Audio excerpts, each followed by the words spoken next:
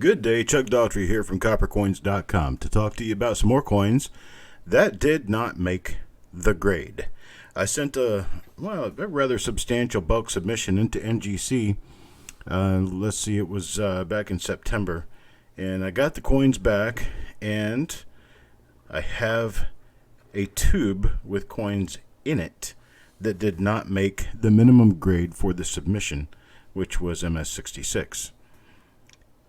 In that lot were a number of 1938S Lincoln cents. I ended up with a very nice roll of 1938S. This is one of the coins that was rejected, and you can see, and I can see, what I evidently did not see the first time, but there is a blotch on the color of the jacket on this particular coin.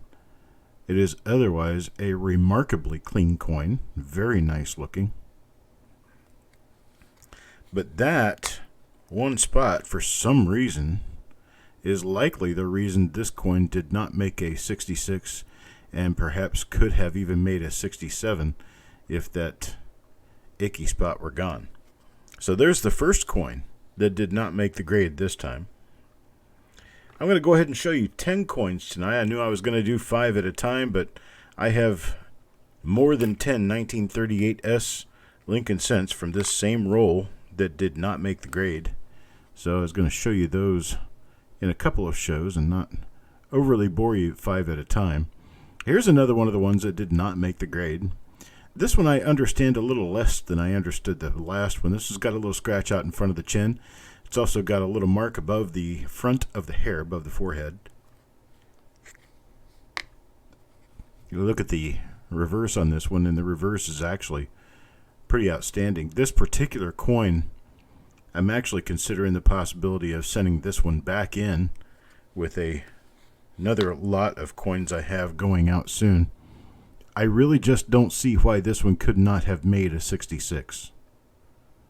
I don't think it's too much to ask for this coin to be an MS66 red.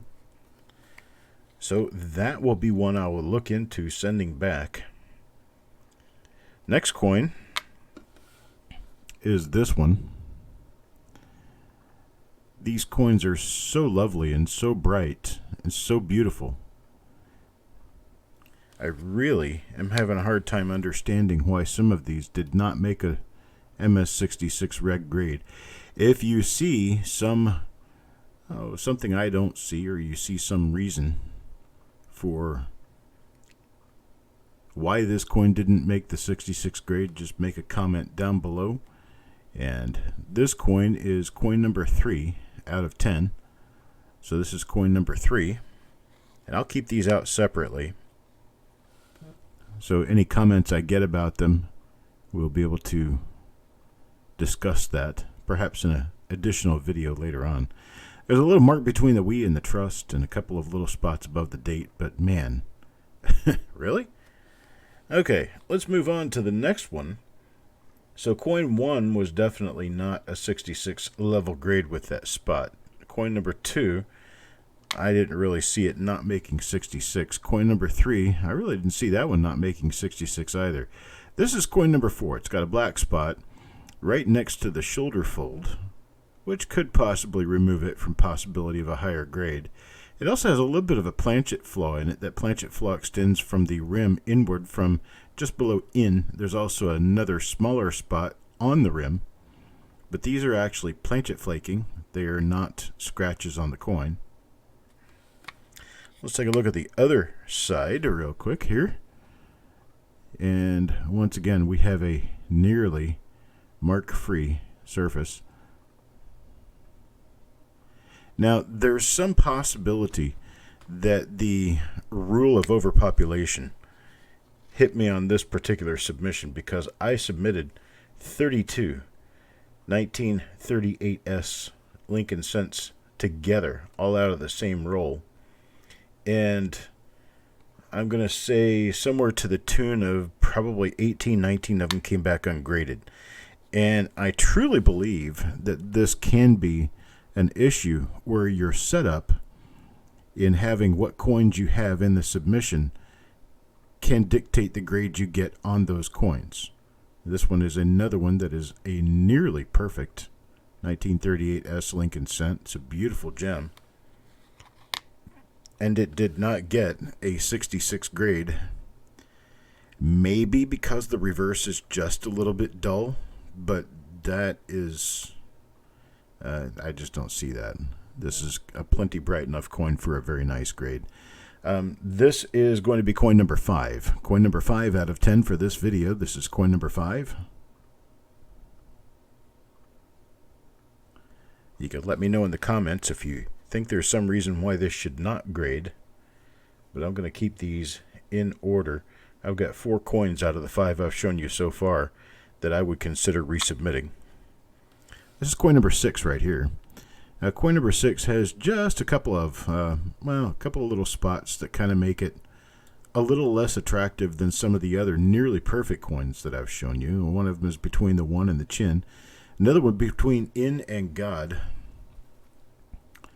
But really, when you're talking about a 70-point system, a 66 is really not too much to ask out of coins like this one.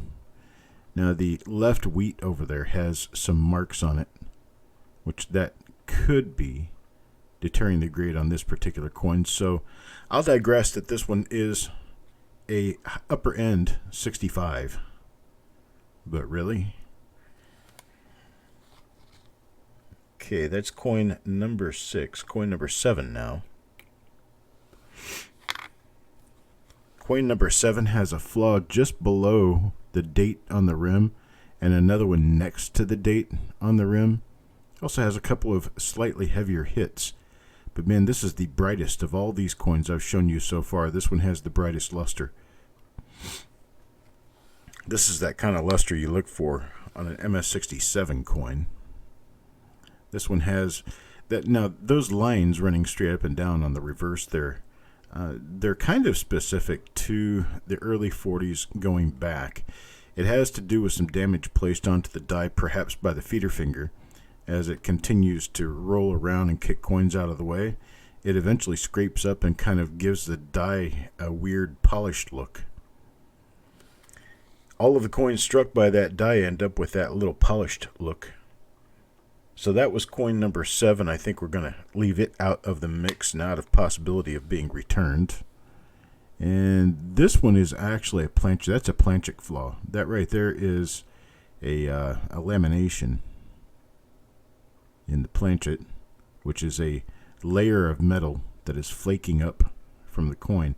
If it weren't for that particular lamination, this coin could easily be a 67. Let's take a look at the reverse on it real quick. Oh, never mind. That's why this one didn't grade. It has a fingerprint on the back. Nice little Larry for everybody. Make fun of me if you want to. Sometimes I do this stuff late at night. Sometimes I only end up looking at the obverse thinking I've looked at both sides. So that is coin number 8. This is coin number 9. Coin number 9 in this particular lot. Can you find a flaw in this? I dare you. You got just a couple of really minor scratches in the field on the right side. You have no impedance of the luster. There's got to be something on the reverse. Let's see what we have on the reverse. We have absolutely nothing. Nothing keeping this out of a high-grade holder. Unless they want to call that die scratch or die, what do you call this, a gouge? Releveling of the die surface by another tool in the minting process. Unless you can take off the grade for that, there's nothing on this coin at all to keep it out of a pretty high-grade holder. Little mark on the shoulder, I don't think I'd even worry about that. It's there, but not enough to really notice. There's a hit on the shoulder, on the upper shoulder, just next to the fold. But that, folks, is getting awfully picky. I might keep it out of a 68 holder, but that one's going back too. I completely disagree that these particular coins should not have really nice grades on them. So that is 5 out of 9 so far.